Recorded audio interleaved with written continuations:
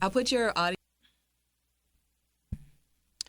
Welcome to Envision Radio from the United Way of Greater Charlottesville and City of Promise and News Radio 98.9, 1070 AM WINA, and brought to you by the Jefferson School Foundation, with Maxey and Tasia coming to you from the studio downtown. Today we'll be thrilled to be joined by Maxey, a well-versed life and career coach who is passionate about helping individuals build confidence, cultivate a growth mindset, and unlock their full potential. But most excitingly for me, our next guest on the Envision Radio. Hey, Tori, what's up? Thank you for coming in this morning. Thank you for inviting me. I'm so excited to be here. We appreciate you coming in. It's an early morning, and we don't like early mornings or late nights. We like lunch. So, yes. We appreciate you coming in. And we about to have a good old time. Absolutely. This is about to be... I'm excited. I like the vibe in here. That's what I'm talking about. If we ain't creating a good vibe, just get up and walk out. Okay. We have a classic interview. Yes. Just walk right on out. So how the show usually works is we start from the beginning, right? We want to hear a little bit about you, how you grew up, where you grew up, what was you passionate about when you was a little kid, what was little Tori thinking about running around the schoolyard. So tell us a little bit about you and who you are. All right. Well, Tori Maxey is what I'm known for in the community. Born and raised in Buckingham, Virginia. Okay, no service Buckingham. out there. No, sir. You already know. Shut down at the bridge. I used to stay out there at a party, and then I realized that I wasn't really that safe because I couldn't call them. I had AT&T at the time. Yeah. I said, You better have a buddy you with better get Ting out there or something. Anything. Lay some ground, some wires. And you Shout better out to make sure you Buckingham. get Shout out to your Buckingham. groceries and everything before you go in that house because it shuts down at 7 p.m. But yes, born and raised in Buckingham, Virginia. Mother of 4. Oh. I have Shout out to kids. Just shout out to them children. Tori love the kids. Gotta love her. I gotta love them. You know. So yeah, I've been in this world for about 8 years now of human services. But as a little girl, human services was not what I wanted to do. I knew I didn't want to be a nurse. I knew I didn't want to be in healthcare. Is that because your family member was in healthcare or something? Because I know that my stomach, it was weak. Okay. And I knew I couldn't be around blood and things like that. You know what I'm saying? So I remember being in home ec, I think is what it was called back then. With the fake babies? Aging myself. Huh? With those fake babies? With the fake babies. You know that you had the fake babies, then you would cook a little bit. Oh, yeah. And then you would sew a little bit. Yeah, they taught me how to sew. Yes. That's how I learned how to sew. Economics. I did. It was not a requirement in my school. It was required for Buckingham. Oh. But that is what fueled my passion for fashion design. Oh. Hold on, now we cooking. There we go. See? Dresses, scarves, Vogue, New York. Seriously. New York. Paris Fashion Week. Listen, I wanted to be the fashion designer that came from Buckingham County. And as a little girl, I was creating you remember back then, I might be aging myself, where you had the paper dolls that came with the clothes that kind of, y'all remember that? I'm sorry. That's Was it a toy you could above buy? me. Was it you could buy at the store? It was, yeah. It had paper on it, or was the doll paper? The doll was paper. Okay. And the clothes were paper. They was robbing y'all, And giving y'all paper dolls. How much were they charging for them They said, dolls? y'all can go to the library and print this. That could have been a Buckingham thing. I don't know. Okay, All right, paper y'all. dolls. Yeah. Anybody out there who know about paper dolls, right? You know, don't Like, let comment, me be the only one subscribe. out there. But I said that to say, I was creating my own clothing back then. So I didn't really like what came, with the dolls. So I started to draw my own clothing and put them on the dolls. And then Mama was allowing me to get Barbies at that time. And I really won't fill in the clothes that came then. So I would make my own clothes then. And I learned to sew, taught myself how to sew. And then when I finally got to high school and took home ec, it even, fueled it even more. So I wanted to go to VCU, fashion design.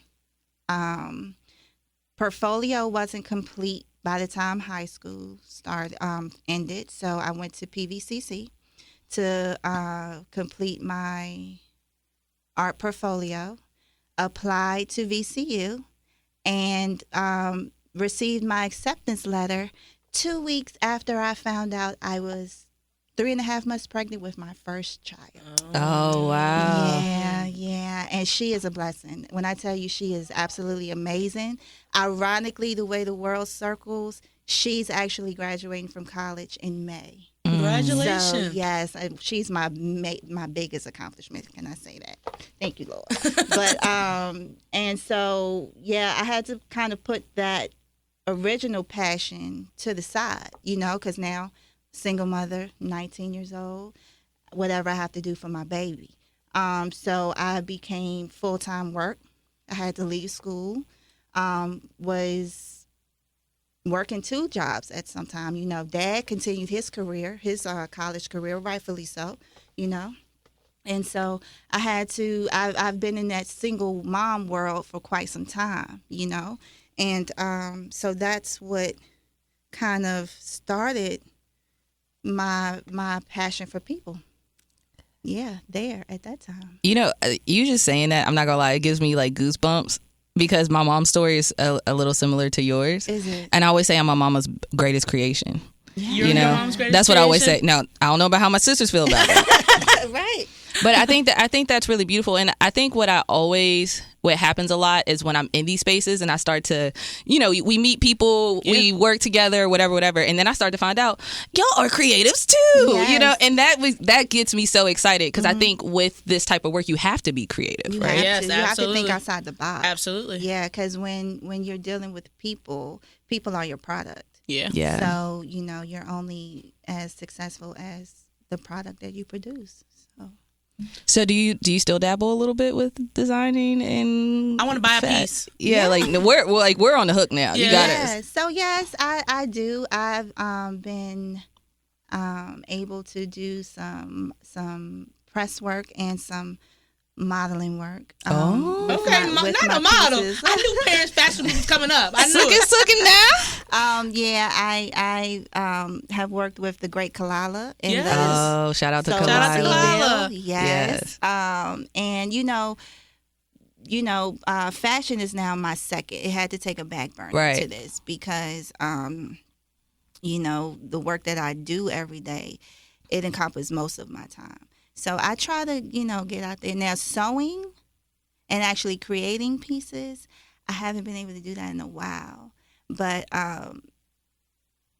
the interest is sparking again as I'm going out and I'm seeing. I envision you leaving the studio today and getting in your car and being sparked with inspiration. Period. Yeah. And getting a piece together. You better speak it. Yes. Where's the next place you got to go? You just got to be thinking, wherever you need to go next, let's make a little something. Cancel those meetings. Cancel the interviews. Hey guys. Cancel those meetings. Forget about the jobs that you guys want so bad. I gotta go make a skirt today. Yeah. But when you work in this field though, it's like you have to have that balance, right? Yeah. At least like you have to have that balance of like, I need this creative outlet or whatever the outlet is, Yes. so you can still show up and do the work because the work can be heavy. I mean, Most people in these burnout careers, you got to have a little creativity. You need to paint. You need to write a Something. little Do song or something. something. You do. Something. Yeah, and I appreciate you acknowledging that because that's what I found out that I was missing. My love to just to kind of detach a little bit and go into my own little creative world. So when I decided to uproot my children from Buckingham County and move across to the Valley, I got rid of all of my sewing and stuff in my materials. when you say the Valley, Yeah, what's the Valley? Waynesboro. cause you know why I say that? Because I'm from the Valley. You from the So when Valley? people ask me where I'm from, I just say I'm from the Shenandoah Valley. Oh, because I did not know what I the bounced Valley around. So was. that's why I was like, we done been in the same valley before. Yeah. Shout I out know to what the Valley is. Shenandoah Valley. I just, I thought you meant Charlottesville. No. Nah, you skip over Charlottesville to get to the Valley. So I haven't been there before a quick second, but I hear the people that's there, they'll call it the Valley. So now I'm like, Oh, no, you You want to a Valley girl. You a Valley girl. I feel like that's my neighborhood now. So yeah, when I moved to the Valley. Can you tell us a little bit about your day-to-day? Like your day-to-day work and like what that looks like and kind of what you have going on, and because the people need to know, right? Like True they need to know. transparency? Yes. True transparency here. Yeah. My work day probably never ends. Oh. And that's being completely 24/7 honest with work. y'all. 24/7. Because as we stated, my work is people. Yeah. So people don't take a break. Yeah, 5 o'clock when you clock out, people's life don't just stop. Yeah. Emergencies don't just end. Right. You know, honestly, that's probably when they first start. You know, life be starting to life. So my work really never ends. I wake up to text messages and phone calls every morning, to where I immediately, you know, try to respond because I don't want them to think they're overlooked, you know. Yeah. I have worked on my boundaries a lot since the beginning of this world, or getting into this world. But when you become like a trusted source, you know, in the community, and people rely on you and your response, you got to give them what you give them, you know what I mean? Yeah. So, yeah, my typical work day is waking up, you know, trying to help with the fires from overnight. Now, where is this at, Tori? Because I don't think we I was going to say, can you tell people about where you work and what you do? Yeah. Where I am right now, I am the Community Resource Navigator with UVA Human Resources. Okay. Brand new position within UVA. And what it basically does is it works closely with this amazing program called Pipeline and Pathways. Now, Pipeline and Pathways is basically a job placement agency within UVA. And I think we're going into our 3rd year. I hope I quoted that right, because if not, my supervisor, Holly Lee, would be like, girl, no. But I thought it was 3, so. Yeah, I think it is 3. We believe in whatever you say. I'm not here to question, to fact check you. I remember when it started. I remember y'all had this big thing and celebration. I think it's 3. It's 3. All right, it's 3. So we'll cut it out. I'm going to add the number. You Let me know after. I think it is, but we do a voiceover. What's time? You know, what's time? But so yeah, Pipeline and Pathways basically helps job seekers apply to jobs within UVA, and they offer workplace readiness, resume building, skill building trainings, actually mock interviews to build the confidence when you're going into these interviews, and things like that. They work really closely with the Earn While You Learn team. That's become very prominent in UVA. You know, getting paid to train and work at UVA, that's huge. Yeah. So I work alongside them. And what I do is I work with individuals for things that's considered identified barriers. So I help the individual, you know, find housing. I help the individual with transportation, whether that is getting their car fixed to ensure that they're able to get to work, or helping them with ride-share programs, or even helping them get their driver's license reinstated. Childcare, finding childcare, because now you have to get back to work and the baby got to go somewhere. Food insecurities, mental and physical health needs, all of the things that come with life. Right. And I'm so honored to be under the Jim Ryan, you know, him leaving, but I'm so happy that he established this before he left, because it was definitely needed in our town. Right. And hopefully be duplicated in other places. But definitely Charlottesville, Virginia. Like I said, I'm born and raised in Buckingham, but the work that I've done has created people that I feel like are family to me here in Charlottesville now, because I've seen the growth, you know, from working with people. I've seen them I've seen their babies grow up, you know what I mean? So that's what I do from day to day. Miss Tori, I tried to get to work today. My car didn't start.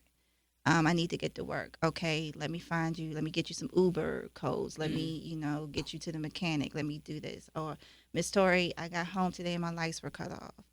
All right, let me try to rectify that issue. Because at the end of the day, you still got to show up to work. Right. You know, you still got to, because if you don't show up to work, your check going to be short, and that's going to be another part of the issue, you know, down the road. So, talking about what my day-to-day looks like, yeah. I feel like I can also attest to the fact of you working constantly, because I just looked at my phone and she texted me at 7:40 this morning. Now listen, and I texted you She back. said, I'm gonna set a boundary, but don't you? Right. about housing, right? But I think that even says a lot too, right? That you're always in it, you're on it, you're thinking about these people. You probably woke up this morning, had some coffee, and was like, oh yeah, let me follow up. You know what I'm saying? Absolutely. And before we go, we get support from the show from our friends at Jefferson School Foundation, the proud owner of the Jefferson School City Center, where education, innovation, and community engagement come together to build a brighter future. Dedicated to preserving and sustaining the historic Jefferson School, join us in shaping tomorrow, honoring our rich history, and creating opportunities for us to provide space for growth, collaboration, and lasting impact. Visit jeffersonschoolfoundation.org to learn more and stay connected. Jefferson School Foundation, reimagine, redefine, and refuel for the future. Thanks. And we're back. Mm-hmm. And we back just like that, y'all. And we back, y'all. I always wanted some intro music or like I can some give you. synthesizers. We're gonna make you a jingle and everything else. Yeah. Don't get me going. Look, Tori gonna go and create some fashion things, and I'm gonna go create a jingle for y'all after this. I'm gonna cancel all my meetings for the day. We should get some merch. You definitely need a merch. Logo or something. Anything. Anything. I'm here for it. So talk a little bit about, you talk about all the things that are barriers to access for people that are going to work. Talk a little bit about the organizations you collaborate with and how if someone calls you at 6 a.m. and says, I can't get to work, or, I didn't eat today, Miss Tori, how do you help them overcome those barriers to get into work every day? So it's funny that you asked me that because I just had that conversation with my supervisor about a week or so ago, where my job is literally based on my reputation, my reliability, and my relationship that I make with people.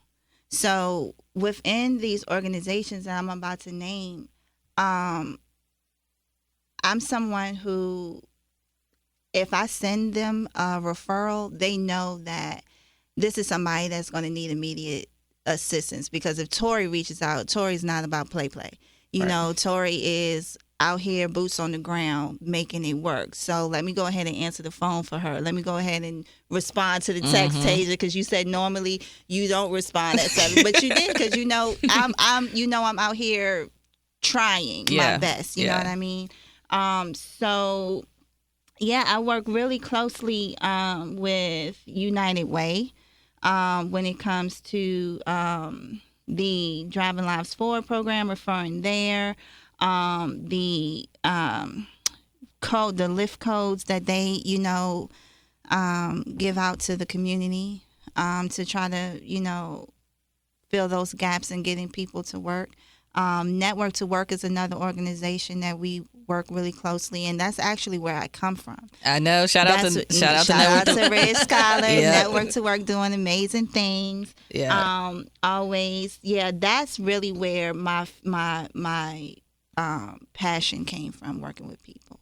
Well, I was thinking when you were talking, I was like, and even when I found out that you had transitioned into this position, I was like, that's perfect for that's perfect for her because she knows all the resources from the work that you've done at Network to Work and just overall. Yeah. And I think the other thing that I really love and adore about you is that you are very serious about your folks, right? Like you really lock in, you really advocate. Now me and Marky just talk about it. Sometimes a little bad about my emails. I be busy, you know what I'm saying? But like you really push and you're constantly providing those resources to people. And it is true. Like if Tori hit me up, I'm like, all right, yeah, they on it, they about it. She's setting the expectations with her people. You know what I'm saying? So that's one thing I just really adore about you because you really are in it and on it and like pushing to change people's lives because that's what you're really doing is changing people's lives. I appreciate that, Tasia, and that's what I'm trying to do. As I stated before, my product is people, and if you succeed, I don't need the accolades, I don't need the awards, but I have a closet full of text messages of thank you, Tori. I just got my CNA license and I just got hired at this place and now I'm able to provide for my family. I just got a text message from a gentleman the other day. We were talking for a few weeks about trying to get him into GED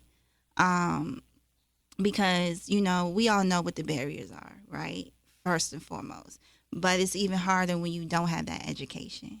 So I'm like, bro, you have to get this in order. I know where your goal is, but we have to take baby steps to get here. Because I talk to my people real. I talk shoot from the hip.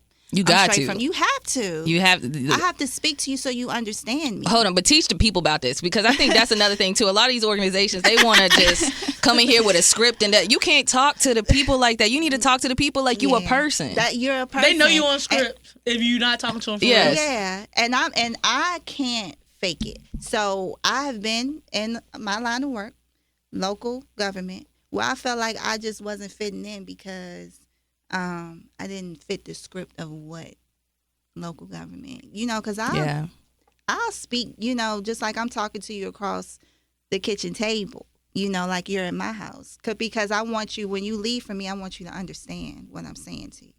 So going back, I told him, I said, I know you want to do this, but in order for you to do this, you got to start here. And then I'm going to walk with you along the way to make sure that you get here. But let's start here. And he just texted me the other day and was like, Miss Tori, I just got my GED. I just passed this part of my GED, and I'm showing up to class every day. And he's driving from out of town to come to Charlottesville, Virginia, to continue to show up for himself to get his GED, because he knows and now he sees the goal. And he's putting in the work for himself. It was just me giving him the information. You know what I mean? And so that's what I love. I don't go out here for the awards. I don't go out here for that. I go out here for the success of the people. Yeah, absolutely. So yeah, that's what I do every day. I'm holding a question, Marky, but I feel like you're about to ask a question, but I'm holding it. No, I was gonna say, every day you come into work and you help out people, this, that, and the other. Are there things that you're learning every day from these people that you're taking into your everyday life and the life, outside of work? I have learned through my line of work to not be so hard on myself, because and not only has working with people showed me that, I have had a trusted colleague that kind of said, Tori, you're too hard on yourself. Because if I have a plan and that plan falls through, it's the worst thing in the world for me. Because not only do I feel like I failed the plan, I failed you as a person. So now we got to regroup. You know what I mean? And sometimes things don't always go the way I envision it for whatever reason. But I have learned I have to practice what I preach. Which is giving people grace, because you got to give yourself grace, right? I have to give myself grace, because I give people, I'm not saying I give people grace, but I try to give yourself some grace and some space sometimes. You're trying to move mountains out here. You know what I mean? And you're trying to move them fast and quick, but you got to build that strength up first. And that's how I talk to my people. But then I go home and I beat myself up sometimes. Yeah. Ain't that crazy? You know what I mean? Yeah. So if anything that I've taken from that is to kind of give myself that space and not be so hard on myself. And then also know that, I can't want it more than you want it for yourself either. Do you see that sometimes in your work? Yes, unfortunately. Because you got to see it in yourself in order for it to work. I could sit here and talk to you all day and show you the blueprint all day, but if you're not ready, you're not ready. You know what I mean? If you're not ready to put in the work, you're not ready to put in the work. But it's going to get a time, when you are ready. And when you are ready, we're all going to be here for you. But I can't want it more than you want it for yourself. I think the thing that when you're talking, it crosses my mind a lot is like dealing with a lot of people with trauma, right? Mm-hmm. And then also it's easy for that to also affect you, on the day-to-day. Like even working in housing, when I first got into housing, I was like, oh my God, what if I lose my house and I become unhoused? And because you're dealing with people that are dealing with these things and trying to figure out how to internalize them for sure. Definitely do. And I'm just wondering, how do you try to balance that out? Because I think sometimes, people talk a lot about, empathy and compassion and the difference between the two. I'm naturally empathetic. I feel what you are feeling. Empathy versus sympathy. Yeah. And then, I'm ready to take it on. I'm passionate about it. But I think that's what makes great advocates. So how do you kind of deal with those things and, encountering a lot of people that may have had a lot of trauma? I'm still learning. And I'm going to be completely honest with you. Huge empath. Huge one, to where at times, when they say don't take that work with you, I was taking it home with me. But I had to learn that the way it was affecting me emotionally was now affecting the way my house was ran, to where I would go and be reserved off in my room, you know, just to decompress from the day, just to decompress from the heaviness of the day. And then a lot of the conversations that I would have with people from day to day would trigger some things that I've experienced in my life, you know, because I had to tell a young lady the other day, me sitting on the other side of this table from you, thank God I don't look like what I've been through. You know what I mean? Because Tori has a testimony. Tori has a story. I don't, you know, say it a lot to people, but I've lived paycheck to paycheck before. I've struggled. I've been a single mom most of my life. So I know the struggles and all that it come from. And to be completely honest with you all, I had to learn the hard way, because I was fortunate to grow up in a home where even if it was struggle, we never knew about it. Mm-hmm. We never knew about it. So I have a twin brother. I don't think y'all know about that. Oh, wow. I want to be a twin so bad. I have an Irish twin. We be lying and telling people we twins. We 3 months apart, Lord. But I love that. Shout out to the twin bro. Shout out to my bro. Shout out to my That's bro. my twin. Yeah, that's my twin. We just celebrated our 40th together for the first time. Okay. Yeah. So that was wonderful. But I say that to say, you know, we never really wanted for anything in life. I saw my mom, you know, and my dad get up every day going to work. So that's all I knew. Get up and go to work and make it happen and pay them bills. So I didn't know about, you know, when I was pregnant with my youngest, all I knew was get out here and make that money and provide for her. I didn't know that I could get on EBT. By the time I knew about EBT with her, she was at school eating. You know what I mean? She was good, and she was coming home. So I didn't know anything about that. I didn't know about housing assistance. I didn't know anything about that. So all I knew was get out and get this money and work yourself to death. And unfortunately, being fully transparent, my daughter, the oldest one, because I have 4, I told y'all. So I have older children, and then I have younger children. And she came to me one day and she was like, "You're not the same mom for them that you were for us." I hear people say that. Yeah. And I'm telling you, when she said that to me, it knocked me down, because I wasn't. I'm so much more patient now. I'm financially comfortable now, mentally also, to where back then I couldn't be the mom that I am now because I was working all the time. You was busy working. Yeah, just trying to provide for her. So I had to appreciate, you know, her experience in that. And whatever, you know, me and her have our own relationship, but I feel like just her being able to voice that to me, you know? Absolutely. May I ask, like, when you were going through those times and you weren't aware of the resources, were you living in the Valley when that was happening, or no? I was here in Charlottesville. Oh, you were here in Charlottesville? Because I always feel like being somebody in the Valley, like, I'd be like, Charlottesville got everything. I'm like, how is it out there? If I would have had an MRC, if I would have had any of these, Charlottesville has so many resources. And even like a part of my work, I be trying to come over to the Valley and be like, hey, y'all should get on these and share the programs and kind of like get them going. People just don't know. But it's also missing in action, kind of. It's not nowhere near to the same extent as it is in Charlottesville. That's why I was wondering, because a lot of people don't realize, or there's not a lot of resources there. It's really not. And I think it could be if you had the boots on the ground over there to get it You need done. to start consulting over there. Yeah. I've been Get in a pipeline and pathways over there. I've been in some. Oh, Holly, let me tell A you Maxey something about line and that. pathways. I was just at a job fair in Harrisonburg. Never been in Harrisonburg. Oh, Yeah, never been in Harrisonburg. I was in the Burg. I didn't know where I was at. Listen, I got off 64 and 81 because I do whatever my GPS. It's a long ride on 81 on them tractor trailers. Cut out, I am in trouble. I didn't know where I was. I gotta pull over in the middle of the mountains. I gotta. Yes. JMU. They like, can you name something? JMU. JMU. Give me the JMU. Listen, I didn't even know it was so many colleges over there. Like me being over in the Valley is really exposing me to what's west of Virginia. Because I was always going east, Richmond. Right. Yo, Right. That's where I stay. Where it's big lit. Yeah, I stay that way. Yeah. Yeah, but it's a perfect medium for me over there because coming from the country where you got one or two stoplights, you know what I mean? Yeah. 1 or 2 grocery stores.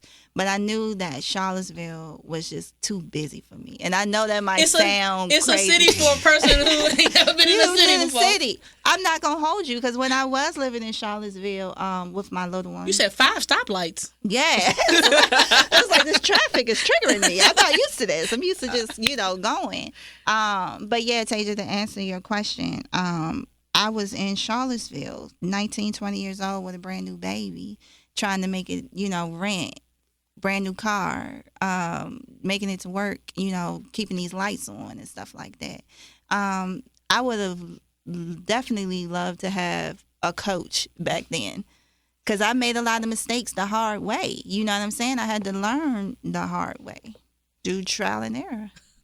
How does being a mother and doing the role you do you take lessons and teach your children, like, hey, I just talked to somebody, make sure you're going to college. What are you telling them when you get home from work about the work you do, and how do you combine those two worlds? And do they understand the work that you do? Because sometimes people don't even understand it. They understand it because I don't hide it from them. Okay. Because one thing that about my family or the way I am as a mother, I'm transparent with them is also, I don't sugarcoat anything. Because when you go outside my doors, the world is not going to sugarcoat anything. You're accessible to the world now. So I try to tell them at home, like my 2 oldest children, while they're going to school, they're working. So because your account got to look good too. You know what I'm saying? I don't want you to be dependent on mommy to fill those. So you want to go to the movies? You got your own money. And tickets. And when that money go there, you can't get 2 tickets to the movies these days. Yeah, but and I also want my children to be able to go out and fend for themselves. I have my oldest is a female. She's not a little girl. She's an adult now. And then my second oldest is a male. So I always say you go out and you have your own. Don't depend on anybody to eat, to pay your way, and then you have to earn it. You know what I mean? Mm-hmm. So, yeah, my oldest definitely understand that. Now, the littles, which is 11 and 5, because, I started over. You talk about like you got 2 sets. I do. I do. Like 2 sets. I do. I have 2. Well, my 17-year-old is about to be 18 in a little bit. And then my oldest she's going to be 21. So I do. I have 2 sets of kids. And they were raised in different times. 2 totally different ways. Yeah. Exactly. So the 2 oldest ones, yes, financial literacy is heavy with them too. Them 2 little ones don't know Michael Jackson. Oh, snap. They don't. And I'm not going to hold you. I'm not going to lie to you. They're like, I was so upset with myself. I'm so surprised that you said that because when I said, I don't even know how the conversation came up, but when my third one, she's 11, was like, who is Michael Jackson? I was so disappointed. Yes. How do you not know? I think just because we are living in a different world. I felt like just because you exist, you should know who Michael Jackson is. I don't know how I knew, but I knew that would resonate with you, that some people don't know Michael Jackson. Yes. And they don't know Will Smith. not Big Willie. Because when jiggy with it, I was just... Yes, I was like, I share birthdays with Will Smith. That's me. Conversation. And they're like, who? They was like, they said, is that somebody at the stove? Did somebody work with you? Will Smith? Is that an uncle? Is that uncle? No. I used to tell people Will Smith was my uncle. I used to lie. Just Lord. just say the same last name. I would love for him to have been my uncle. He's so funny, and like I feel like I could relate. I feel like if I sat across from Will Smith, we could. Y'all be mad cool. Be cool. Absolutely. This red table talk. Yeah, I don't might want to be across the table from Jada. I can't relate to Jada at all. I'm not gonna lie to you. I can't relate to her. That is coming funny. from Will's wife. Hey, I just He'll be up in here in a minute. He would smack me like he did Chris Rock that day. Keep my wife's name out your mouth. You right. Let me go ahead. Make sure you cut that part out because I want him to come looking for me. I know that's right. That is funny. Yeah. Because this worldwide. Yeah. This Worldwide is international. Envision This is an Radio. international sensation. So, what are the little ones? Talk a little about the little ones. Then that they don't know Michael Jackson. They don't know Michael Bless Jackson. their heart. And they don't got much. 5 years old, you don't got too much money. I didn't have no money at 5. But how do you talk to them about how they want to, go to college. Maybe they want to do tech. Like, well, what are you telling them it's a about the constant workforce? Conversation. Yeah, it's a constant conversation in my house, period, because my older ones are going through it. So when we're talking about it, they're right there at the kitchen table. We're all talking about it as a family because it's not just going to affect the older, it's going to affect them too. The brothers, the oldest sister has been out of the house now for 3 years. That's different. Whereas Sissy's at school. Sissy studied abroad for a semester. And I keep them up to date with everything. I talked to my 11-year-old, first year in middle school. I talked to her about her goals in her career now. Let's go ahead. What do you want to do? She wants to do cosmetology. I'm like, okay. Go in there and start practicing. You practice on your hair. She got so much hair on her head. It's ridiculous. Hey, practice on yourself. Get your little doll Get head. your skills up. And that's the thing. Like, I've always been let my children, be who they want to be and encourage them. And if they know what their skill set is and they really don't know, these are the jobs that align with that. I do the work that I do with my kids. I do it. The work that I do in the community, I do it with my kids too. Because I feel like with a lot of the conversations that I have with my clients and the people that I work with, they was never awarded those conversations growing up. It was more of, I'm doing this because I saw my mom do it. I'm doing this because grandma did it, and I don't know no more. You know what I mean? I have conversations with people when I ask them about, well, what is your hobby? What is your passion? What do you like to do? How many times do I hear the answer of, I don't even know? Yeah, a lot of people, and I feel like that's a hard thing to unpack with people. Hobbies? Like, yeah, like, what are you passionate about? What are you good at? Because, like, I know people that they just do the job because they're kind of good at it, and that's just what they do, but they haven't thought. Jobs are easy, something to fall into. Yeah, it is. But then when you're creative, you're like, what? I got 10 passions. You don't got 10 passions? Yeah. But when I'm listening to you talk, Tori, you know what I'm thinking this whole time? What's that? I'm thinking about baby boy. Mama got to have a life, too. I know that's right. Mama got to have a life, too. And as we talk about, like, their goals, like, as we talk about your littles, right, and their goals and goal setting, I want to know, because, when I get around people, I get excited because I'm like, I see all these things that you could be doing. That's why I'm like, consulting in Harrisonburg, they ain't got nothing, like, But, like, where do you see yourself going? Where do you see yourself headed after doing the work that you've done, right? Like, is there things that you, something that you like, what you're doing now is phenomenal, but is there like, all right, my next step or where I want to be? And I always think it's good to put that out into the universe, you know what I'm saying, of even what that is. But yeah, and that might be a loaded question. I can't help she said the places we'll go. I'm trying to be very mindful when I respond to this, because we don't want UVA thinking you about to quit. Let me tell you, that's why I'm being very mindful in how I respond. You can add if you want to, maybe you want to add programs, create a program there, like. And honestly, that is what my goal is. Yeah, my goal is to create my own program, because one thing that I don't think is addressed enough in our community, and don't get me wrong, we have the programs out there. Say it with your chest. I'm gonna say it with my chest. Let them know. What is it? Mental health. Period. Oh. And when I say that, I say it in a way where I feel like people feel alone in they feel alone in what they're going through. When I have the same conversation probably 10 times a week, but they don't know about. You're seeing the patterns. I'm seeing the pattern. Mm-hmm. But if I could create something, I would create a safe space for my clients to come in and feel seen and feel heard and have those hard conversations that we don't talk about. Speak about the elephants in the room and have an outlet.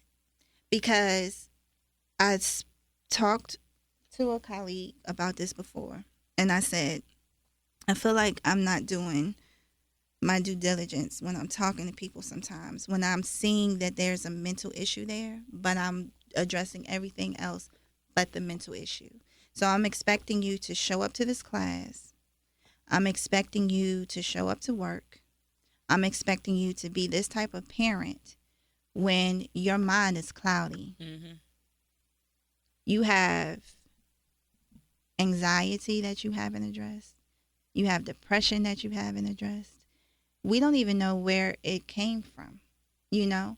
But because you're not addressing it, you're never going to be able to give 100% to the task that you're given, because you have to heal from those things. Because success, I feel like, is a mindset. And if your mind ain't ready for success, you're never going to reach it, to me. I'm so glad that you said that, because I feel like a buzz. You hear people say trauma-informed coaching, trauma-informed this, trauma-informed that, but nobody really gets down to it. It's like when you're talking to people, it's like, do you even know how to meditate? Do you even know how to calm your mind? Do you know how to prepare yourself when you're about to go into this job? Do you know how to handle difficult situations? Because you put somebody into that position, but if they're not able to maneuver, how are you going to sustain that? Yeah. You came to our office a long time ago now. You said, I think you were talking about trauma spending, and I was like, oh, dang, that I know people who do that, but I didn't have a word for it. So when somebody like puts a definition in a word to what this thing is, it's like, oh, we're not doing people enough justice. We're giving them a job, but then they had problems yesterday about the lights, and now they can't even, how they going to put in the data and the data entry work, and they can't even see when they get home. So I think it's like super important to meet people where they are. I think that's what mental health is about, meeting people where they are. But also, like, the jobs need to be like, people are going to be making mistakes. People are going to have things to do. And, like, we need to be okay. We can't be just throwing people out with the bathwater because they're not a perfect employee today. Because no one's going to ever be a perfect employee, and you should be giving people grace. And if you can't give people grace, then that spot going to stay open. It's about retention. It's like... Yes, exactly. And honestly, I speak up. And I advocate, and it gets me in trouble sometimes, I'm not going to lie. It does, because I advocate for my client. I advocate for who I'm talking or dealing with at the moment. So if I know that my client is having a mental health crisis, I'm going to reach out to your supervisor, and I'm going to speak to you on your behalf. First of all, I already know that your perspective is a little jaded because you don't want your supervisor to know you're dealing with that. You know what I mean? But I know how to speak to your supervisor in a way that make them understand that you're not just calling in as another excuse to not show up to work today. Or you might have got fired in the past from doing that, so you're afraid to advocate for yourself or say what's going on. You're not going to say it. You show up to work, and then half the time you're taking breaks because you're crying in the bathroom. Because of what you're dealing with in your personal life. They writing it down in a little note. Now you got occurrences. Now you're looking like an unreliable employee, because you're going through something. The biggest pitch, because you're going through something, and literally, not to do a plug, but that's what my job is as Community Resource Navigator at Human Resources. I got somebody I want you to talk to. Okay. I was talking with my friend, and it was like the way that she is as a leader. She has completely revamped leadership. Like, who is this? Just know, y'all. She's in Richmond. But it's like like me listening to her, like, you know, some of her staff like be going through hard times and so on and so forth, and she's like created programs, because what she does is she goes out and helps the community, but she's created programs within the job to support them. Is it like resource groups? Is it? Yeah, it's like more like resources, but it's like okay, let's say this person like maybe it's the girl, like her, she lives in Richmond, so she's like, her brother might have got shot yesterday. You know what I'm saying? But she's still got to come to work. Or they're unhoused currently, but they're working at this job. Yep. So it's like creating programs within the job to support them so they can be sustainable, and then they can go out and support people with resources. Yep. Because a lot of times too, I think we end up not helping ourselves. Absolutely. We running ourselves ragged. Running ragged. Or like, you know, I might have, back in the day, I was doing banking, helping everybody with their credit, but I wasn't helping my own credit. What's going on? You know what I'm saying? So I think like, but it's also like, you know, within these jobs or within these roles, it's like we do, like, I would love for leadership to change that mentality, because people would, situation, because people would show up more and be able to be more honest. But you also got to balance that out, because some people might take advantage too. You got to balance it out. You got to hold yourself accountable for what you put out there. So like what I do is show proof that you're making this therapy appointment. Like, because I'm not, first of all, what you're not going to do, what I don't like to do is put my name out there and look stupid. I don't like looking stupid. That's exactly why I don't be referring to my family. For nothing. My brother was like, you put me in blood? I said, if I put you in blood and you get that job, how you gonna act? Your tail get in there and miss 2 days. They're gonna be like Marky. They're gonna be like Marky. Exactly. Marky said, all my family do that all the time. Once you get a little job up in Charlotte, they think when you're from the country, they think you balling. Yeah, you rich now. Can you get me in to see Jim Ryan? Like, girl, no, I don't got no credentials. None. I seen you on the news for 2 minutes, girl. I'm not famous. Well, we need a job. I need 2 jobs. Yeah. I'm like, well, girl, it don't work like that. Yeah. Then they think you acting bougie and you acting funny now because you got that job. Yeah. You acting funny. Now you acting funny. You don't put me on. Yeah, no, I can't put you on. No, I can't trust you. Down. I can't trust you. I was just in the car with you when you lied to your last supervisor about not showing up. I'm like, I seen your work, and I won't be It's a little shaky. It's a little shaky. It's so hard. Listen, I'm with you the whole way, and I do, and I have actually had to, people have said, Tori, I want you to work with this individual. I want to bring this individual, and I know this individual. I'm like, I don't have the capacity at this time, but I can. Do you refer them to somebody? I can refer. Let me refer them on over there. Yes. I'm locked and loaded right now. Let me refer them over. Let me do this ad break. Got another ad. Let's get it. We get support for this show from our friends at Jefferson School Foundation, the proud owner of Jefferson School City Center, where education, innovation, and community engagement come together to build a better future. Dedicated to preserving and sustaining the historical Jefferson School. Thanks, guys. And we're back.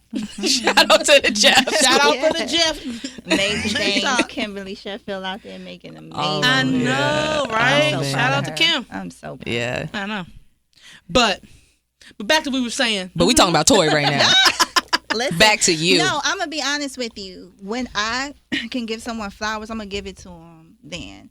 Because Tori is only as successful as the connections that she made. You know what I'm saying? And so when I see people out here doing the work and putting it in, I'm going to give you your flowers.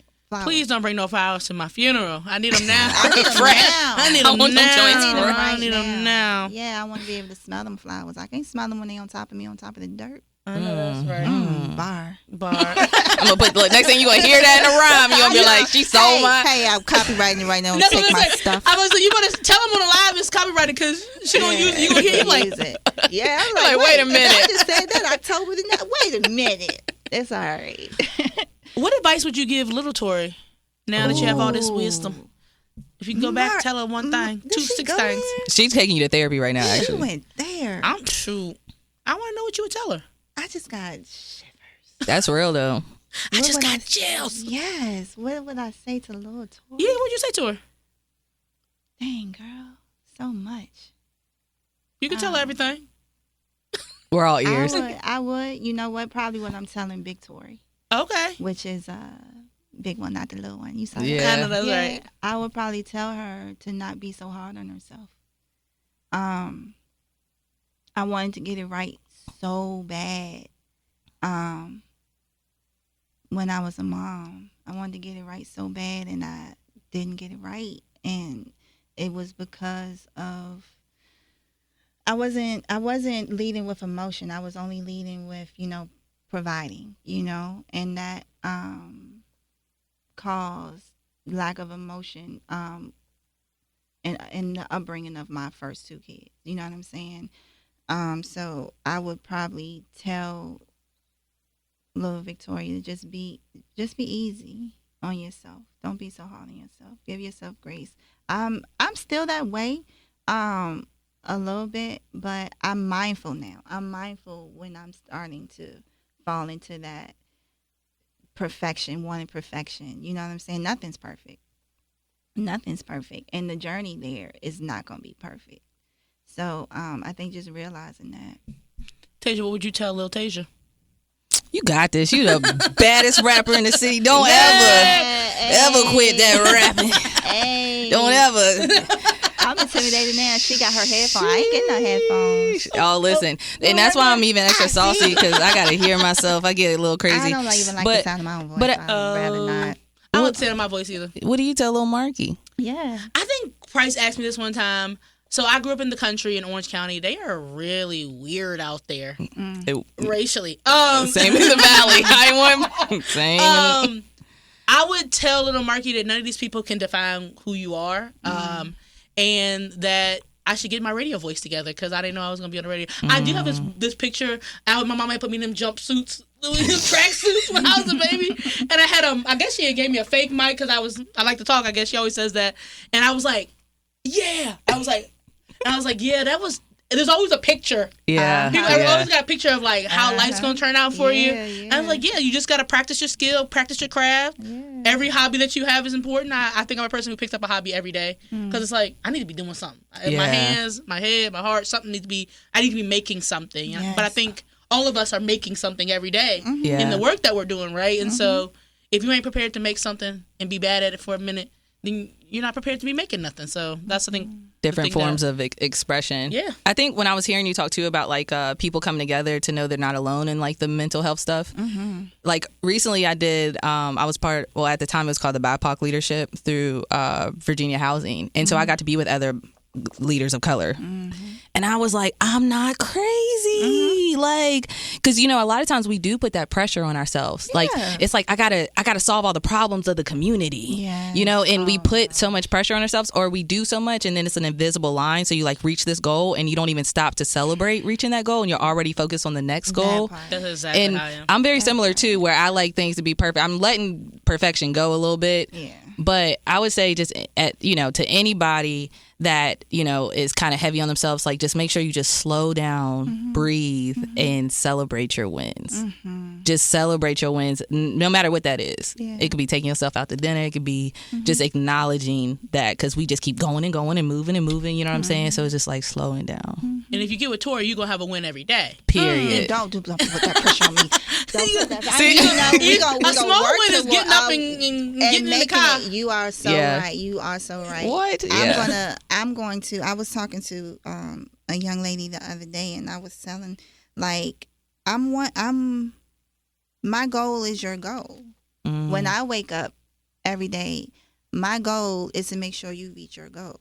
So I'm going to do whatever I can in my part to make that happen, because I don't like failing. Right. I don't like losing. Now your goal is, now if you fail, I'm a fail. I'm failing too. And I don't want that. I don't want to wear that jacket. And especially when I know how it can spiral down to other things and trickle down. Right. You know what I'm saying? Nah, I'm going to strive for it every time. If people want to get in touch with you, if they want to hear more about the programs, they want to be able to text Miss Tori too. How to get in touch with you? They want to text Miss Tori? That's what I said. They want to use Miss Tori's work email at 9 o'clock when she clock in. They want to text me. Or right. Do you want if they need consulting and coaching. Okay, the best way to connect with me